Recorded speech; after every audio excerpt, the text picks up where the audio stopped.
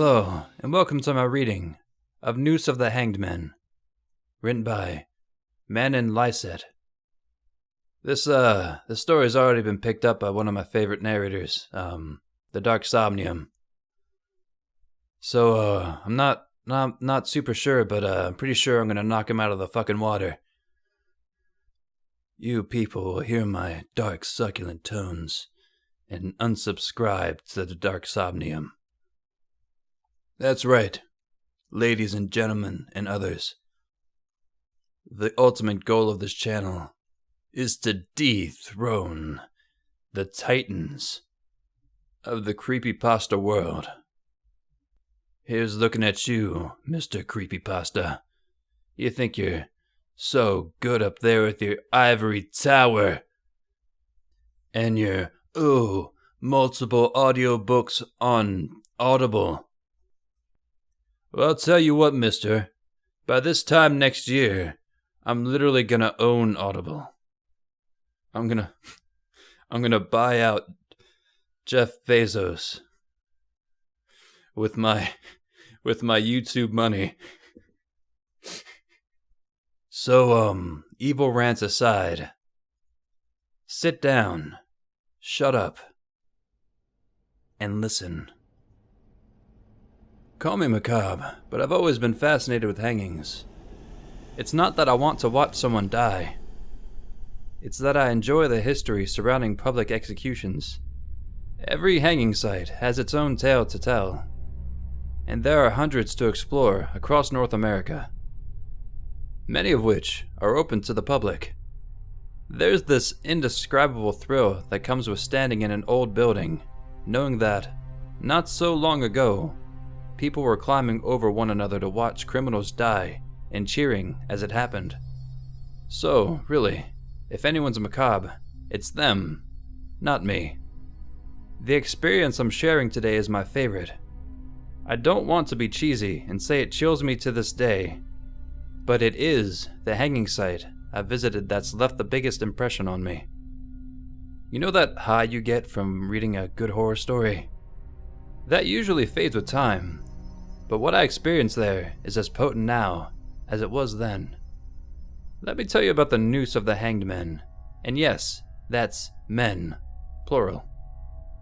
About a year ago, I was in Nova Scotia on business when I learned of a little-known hanging site down in a small port town about an hour and a half away from Halifax.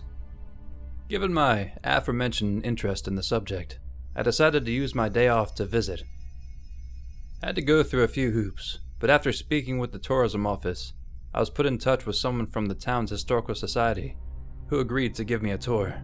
That's how I wound up, late one cloudy afternoon, standing at the edge of a seemingly abandoned property with Ainsley Murray as my own personal tour guide. A couple dozen keys jangled on Ainsley's keychain as she searched for the one to unlock the front gate. The gate was tall and wide, with ornate curlicues ending in pointed spades, reminding me of a cemetery. Beyond it was an unkempt lawn with yellowed grass reaching up about knee height, an overgrown stone path, and the main attraction, a partially collapsed brick building with a central watchtower. I was excited. Ainsley tried another key, but it wouldn't even go all the way in. Tell me we're not going to need all of those keys. Ainsley laughed, deepening the creases of her crow's feet. Oh, heavens no, dear. She tried her 10th, or was it her 11th, key. These are all for different buildings. I just like to keep everything on the same chain. Otherwise, I always forget one. Oh. Don't worry. I've only ever gotten locked in twice, and my assistant Muriel got us out within a day or so, both times. There was hardly a need to resort to cannibalism. She grinned sheepishly. I snorted and replied, Ainsley, I like you already. Thanks, love, but keep your lustful thoughts to yourself. I've been happily married for 39 years. She winked, and then tried the next key. Ah, I think this is the one. The lock clicked, and the gate screeched open. Flakes of paint peeled off at the slightest touch, and exposed a rusted underbelly. For a property supposedly maintained by a historical society, It sure didn't look like anyone had given it any kind of attention in ages. "Watch your step, dear. The ground's a little uneven," Ainsley warned. I was starting to feel it, that dread and excitement you get when you're watching a movie and you know a jump scare is about to happen. There was something in the air, in the way the wind blew through the brush and the crows cawed, like a storm of adrenaline was brewing. Ainsley motioned to the other end of the property. "Let's start in the courtyard and head around back while the weather's still good. Then I'll take you inside and show you the cells." I replied, "Sounds good." Ainsley led the way through the grass, not seeming to mind the fact that we couldn't see our feet. I guess it's easy to be brave in tall grass when you know there are no venomous snakes in the Canadian Maritimes. Something I wish she had told me then, so I wouldn't have been quite as wary. "So what do you know about this place?" I asked. She glanced back at me and smiled. "This prison was built in the late 1860s. It was originally charged with holding prisoners in transit for public execution in Halifax. In 1875, Warden Murray, no dear, no relation to me. There are a lot of Murrays around these parts, claimed he'd been given permission to perform executions." "What do you mean, claimed?" She tapped a finger to her bottom lip. "He alleged he'd received the go-ahead after a fire in Halifax, but there's no historical evidence to corroborate that. Now, it could be that those records were destroyed over the years, perhaps during the Halifax explosion. But as far as we can surmise, there were no reports of a fire that year, nor of such a permission being granted. We circled around the collapsed part of the building. The interior walls were still standing, but the facade had crumbled like a sandcastle. Erosion due to flooding," Ainsley revealed later. "They had reinforced the rest of the structure, but had never bothered rebuilding, as the destruction had occurred during that pocket of time after the prison had been decommissioned, but before it had been deemed a local historic site." "So Warden Murray began performing executions here at the prison?" Ainsley nodded. "That's right, just around here." We turned the corner to the courtyard. The tall grass was interlaced with large patches of dry earth which surrounded the gallows. Years of salt air and rainwater had eaten away at the lumber like an old plywood shed, but it still stood. There was the base with stairs leading up to it, 2 large poles on either side, and a splintered beam stretching across. The rope was missing, but it had left a groove in the wood from the weight of multiple executions. Something was off. The door was missing. I asked, "You said he started in 1875, right?" She nodded. I inspected the structure closer. Maybe the door was blending into the rest of the wood? The more I looked, the more convinced I became that it was missing. There were no seams, just straight planks going all the way across. "But there's no door?" I said. My eyes scanned the overhead beam and landed on the spot where the rope would have hung. The groove and discoloration could only be seen along the top quarter. Were they hoisting in 1875? Ainsley smirked. According to reports, it was Murray's favorite technique.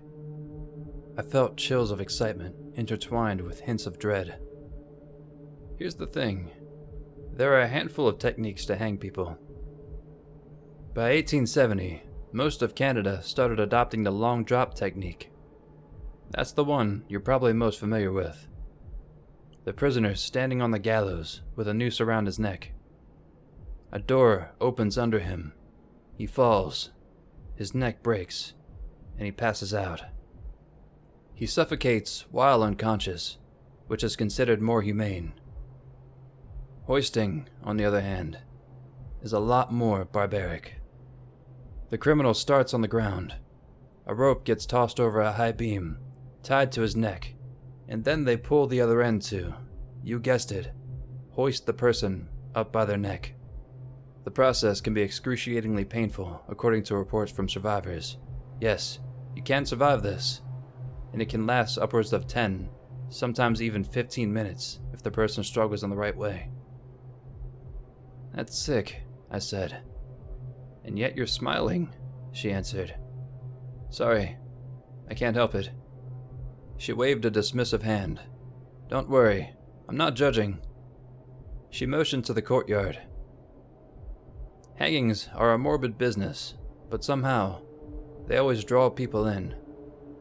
They were especially popular here, feeding a need from the local folk who couldn't make it to Halifax. And, according to reports, the warden liked to hold surprise executions. He'd climb to the top of the Watchtower early in the morning and ring a bell to signal a hanging. Once the courtyard filled up, he'd order the kill. He'd watch from above, waving at the crowd like an emperor at the Colosseum. I looked at the Watchtower and felt a knot in my stomach as I saw three shapes looking back at me. I blinked, and they were gone. Just the clouds, I told myself. Just dark clouds peeking from the other side of the tower, right? Ainsley, as though reading my mind, leaned in close and whispered, "You know, dear, there's a rumor the tower is haunted by a ghost of many faces." I shuddered. "You're making that up to mess with me." She shook her head. "You can ask around yourself. It's been spotted a few times in recent years. Last I hear, it was seen by a group of teenagers who jumped the fence." A few raindrops fell. I asked, "What does it look like?" She replied, "Some say a fisherman, others say a man in prison garbs. Everyone agrees its face changes every time you look away. One second, he has a beard. The next, he's bald with a scar across his eye, and so on. See, this kind of stuff. This is why I visit these sites." "Does he attack?" I asked. She shrugged. "Some say those who see it are doomed to hang themselves. Others say it's all a myth." She raised her hands, palm up towards the sky. "It's starting to rain. Let's head inside, shall we?" I nodded. Gas lights were still mounted to the walls, but they'd run dry ages ago. Thankfully, Ainsley and I had the foresight to bring flashlights with us. We visited the cells, with their low ceilings, tight walls, old chamber pots, and beds made out of dry straw. Then the chapel, just a room with a cross, and finally, the offices. She shared more history about the region and the prison, but I won't bore you with the details, as they're not relevant to this story. "I think you'll find this room quite interesting," Ainsley said, as she stopped at the door to the Watchtower. So far, the rooms had all been interesting, so I was eager to see why she felt that one was special. She fumbled with her keychain and began another round of guessing which key fit the lock. It didn't take too long this time. The lock clicked, she opened the door, and I immediately felt this odd suffocating feeling, like I'd just inhaled a cloud of volcanic ash. "Welcome to the Watchtower," Ainsley said. "There's nothing brave about stepping into a dark room in the middle of a century-old prison. Logically, there's no real danger. It's only scary if you trick yourself into believing it is. But really, an old building is just an old building." Even though I knew this, and even though I'd walked into many old buildings before without issue, I found myself hesitating. My feet were cement blocks and the threshold was a force field pushing me back. I had no idea where the apprehension was coming from, only that it was overwhelming and palpable. "Oh dear, worn out already?" Ainsley teased playfully. "We can go back if you'd like." I shook the nervousness from my body like a dog drying himself. "No, sorry. Lost in thought," I lied. I stepped inside and felt a wave of vertigo as I looked up. The Watchtower was only about 3 stories high, but the spiral staircase leading up and the way the room narrowed closer to the top made it feel like it stretched as high as a lighthouse. It took me a moment for the lightheadedness to clear and for me to notice the object dangling halfway up, a noose. A very large noose. Squinting, I circled around, trying to figure out if it was a trick of angles, or if it was really that large. The more I looked, the less it seemed like an optical illusion. "Why?" The words caught in my throat. Why is that so big? Ainsley inhaled deeply, as though to scream.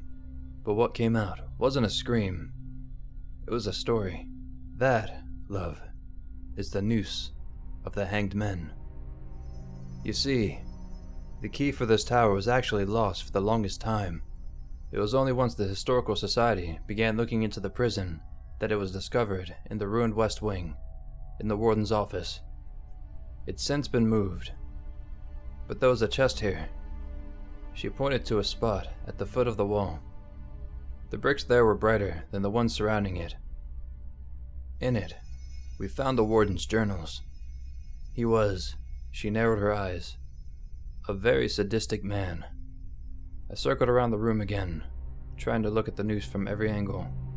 There was something captivating about it, like a tire swing of death. Ainsley continued. He was obsessed with figuring out how many people he could hang with a single noose. I blinked. You mean, before having to replace the rope?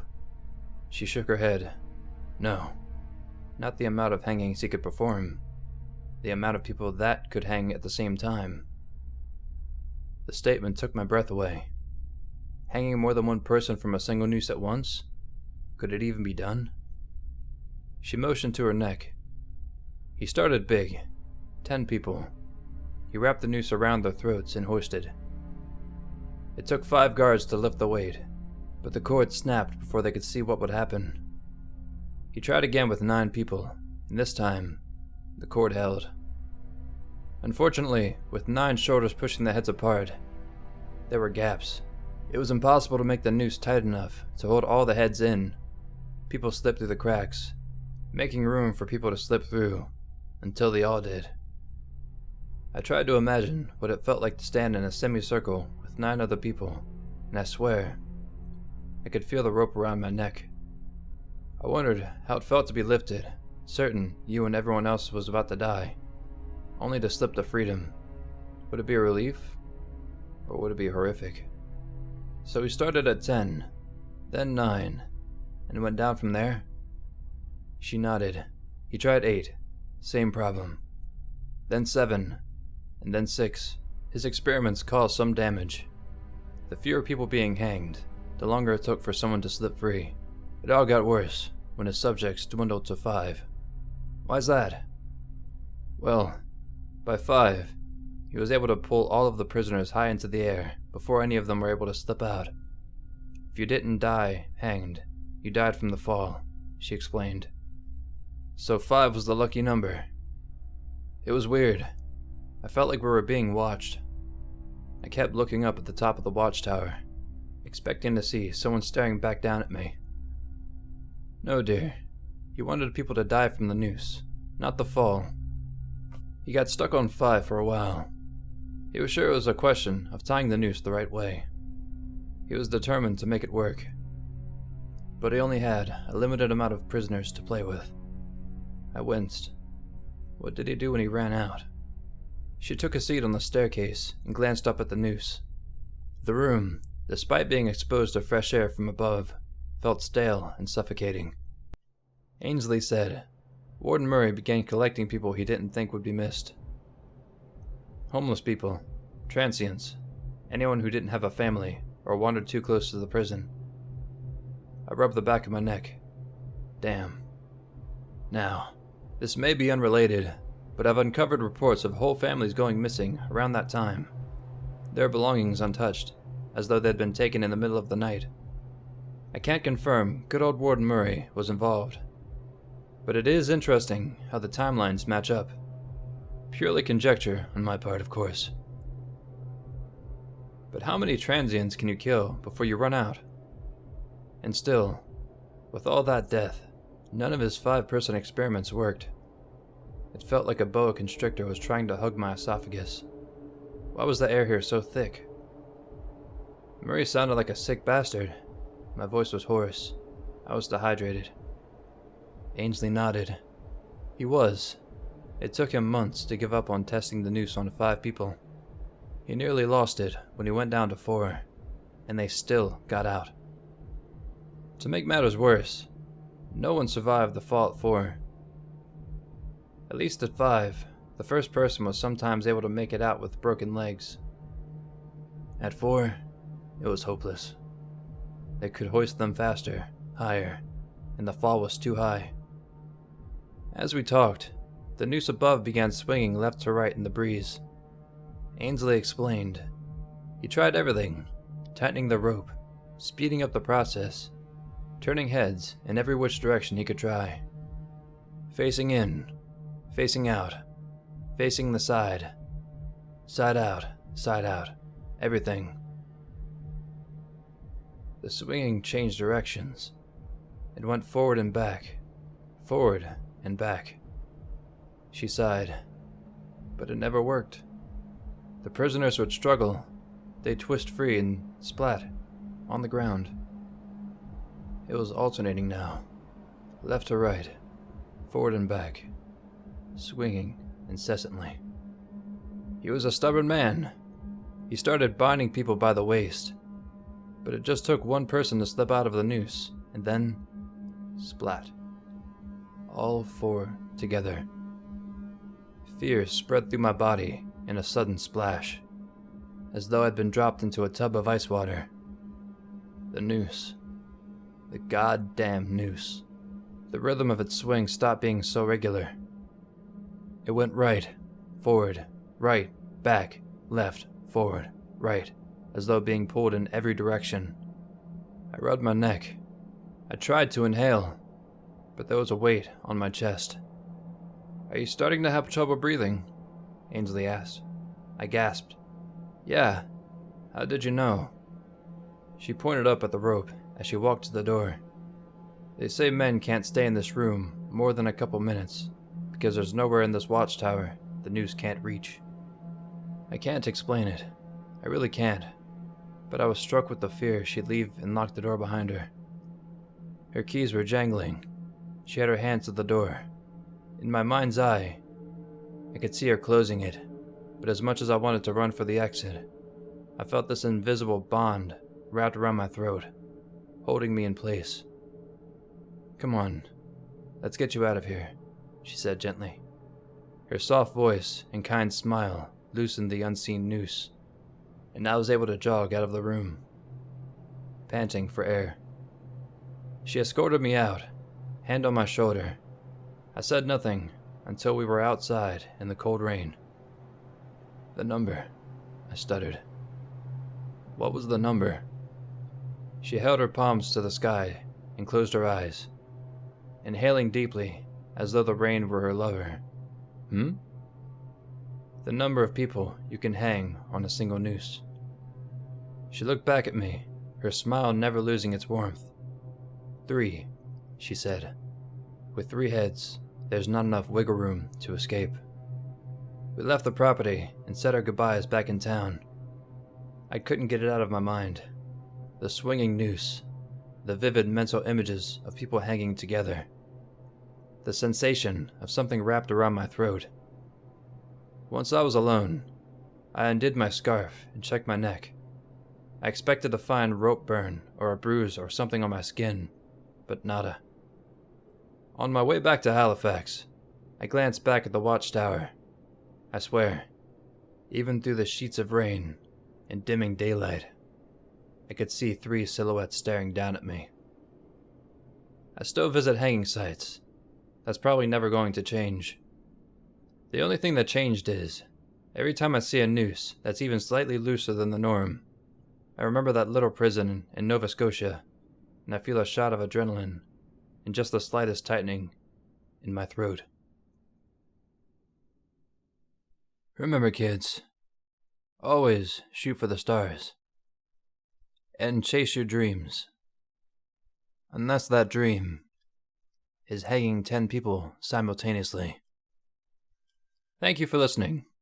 Please like, comment, and subscribe for more content.